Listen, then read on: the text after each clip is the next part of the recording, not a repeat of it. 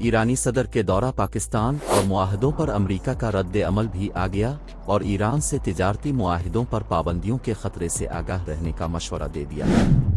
अमरीकी महकमा खारजा के तर्जुमान मैथ्यू मिलर ने वाशिंगटन में प्रेस ब्रीफिंग में ईरानी सदर इब्राहिम रईसी के दौरा पाकिस्तान के सवाल पर कहा कि ईरान के साथ तिजारती मुआहदों पर पाबंदियों का खतरा हो सकता है। तिजारती मुआहदों पर गौर करने वालों को मुमकिना पाबंदियों के खतरे से आगाह रहने का मशवरा देते। उन्होंने कहा, अमरीका पाकिस्तान की सबसे बड़ी बरामदी मंडी और उसके बड़े सरमायाकारों में से एक है। अमरीका 20 बरस से पाकिस्तान में एक बड़ा सरमायाकार भी है। पाकिस्तान की इक्तिसादी कामयाबी दोनों ममालिक के मुफाद में है। हम अपनी शराकत को जारी रखने के मुंतजर हैं। ईरानी सदर इब्राहिम रईसी लाहौर पहुंच गए, वजीर आला पंजाब का पुरतपाक इस्तकबाल।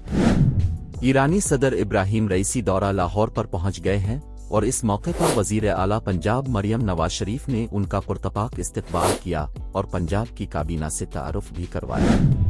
तफसीलात के मुताबिक लाहौर पहुंचने के बाद ईरान के सदर इब्राहिम रईसी ने मज़ार इकबाल पर हाजिरी दी।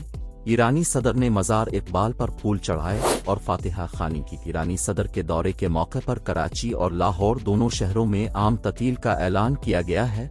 कराची में तमाम निजी और सरकारी दफातर और तालीमी इदारे बंद रहेंगे। दूसरी जानिब ताजिरों ने सदर की तमाम मार्केटें और शॉपिंग मॉल बंद रखने का ऐलान किया है। इब्राहिम रईसी की कराची आमद के मौके पर शहर में मुख्तलिफ किस्म की तैयारियां की गई हैं। शारे फैसल पर वजीर आजम और सदन पाकिस्तान की जानिब से खुश आमदीद के बैनर आवेजा किए गए हैं।